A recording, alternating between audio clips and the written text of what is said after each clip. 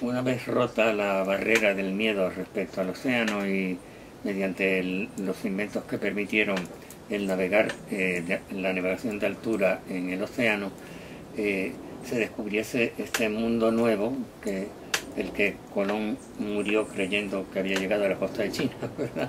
Era en aquel momento Papa Julio II de la Rovere, un personaje interesantísimo, producto de la sociedad del Renacimiento, que no dudaba en montar a caballo con una armadura y apoderarse de una ciudad que pertenecía a los estados pontificios y que se le disputaba. El propósito de la fundación de las diócesis era, en primer lugar, el acudir al cuidado espiritual de los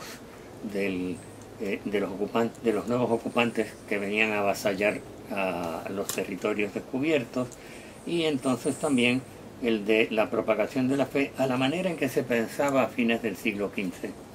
Había un pensamiento crepuscular de que estaba ya muy cerca el fin del mundo. Efectivamente estaba terminando el mundo medieval y empezaba el mundo de las monarquías absolutas y del capitalismo que ha llegado al desmadre del día de hoy, ¿no? Uh-huh.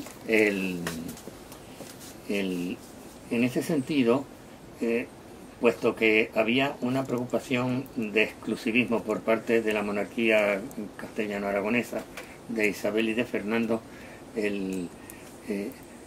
se hizo todo lo posible, y lo consiguió Fernando V, el que las nuevas iglesias quedasen sujetas a lo que se llamaba el patronato real, que era el que los reyes de España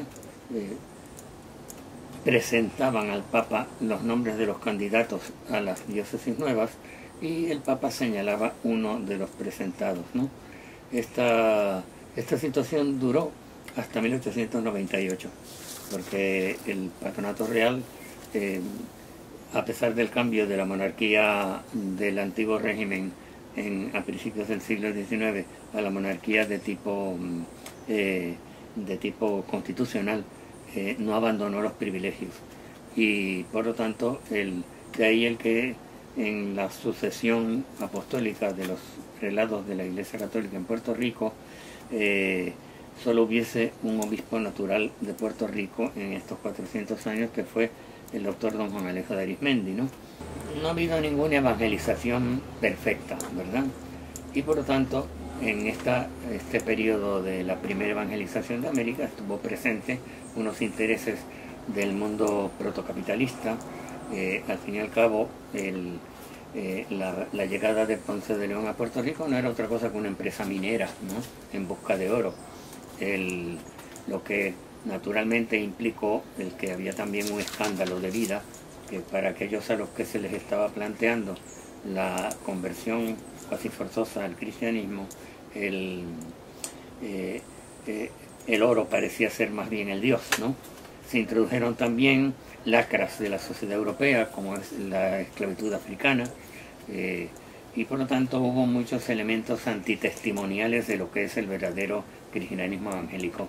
Pero eso estaba aconteciendo entonces en todas partes, ¿no? Como hoy mismo también, por desgracia, está presente con el capitalismo salvaje, ¿no? Entre 1512 y 1534, la población que está decidida a quedarse en la isla al ver que se habían desvenado los placeres auríferos, porque era fundamentalmente un buscar el oro en las arenas de los ríos, ¿no?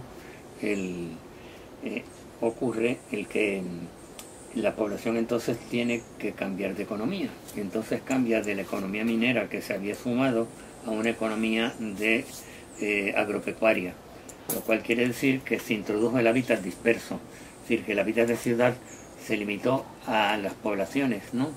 San Juan de Puerto Rico, luego posteriormente la villa de San Germán, o mejor dicho, simultáneamente, y posteriormente los pocos pueblos que se fueron fundando entre los siglos XVI y XVII hasta la gran explosión poblacional de los siglos XVIII y XIX. La esclavitud estaba tan asentada en la conciencia del occidente europeo que prácticamente en un primer momento nadie dudó de la eficacia, sobre todo al ver que disminuía rápidamente la población de los indios por causa de las epidemias y del excesivo trabajo en las minas, ¿no?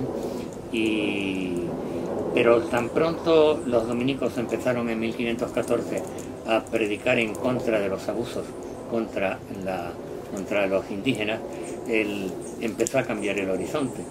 No logró un cambio radical, primero por la rapidez con que se extinguió la mayor parte de la población, aunque quedó población indígena, de la que somos herederos hoy casi prácticamente todos los puertorriqueños que llevamos sangre todavía. Y aquí en Puerto Rico los dominicos también hicieron eso. Los dominicos sí, porque uno de los primeros superiores de los dominicos en Puerto Rico fue Fray Antón de Montesinos, que es el que produjo el célebre sermón del cuarto domingo de Adviento del año 1514 en Santo Domingo, en contra de los abusos que se cometían con los indios, negando la absolución sacramental en el confesionario a los encomenderos que continuasen abusando de ellos, ¿no? En el siglo XIX, que es el momento en que se adquieren más siervos en Puerto Rico, porque se introduce el plan de plantación desde fines del siglo XVIII,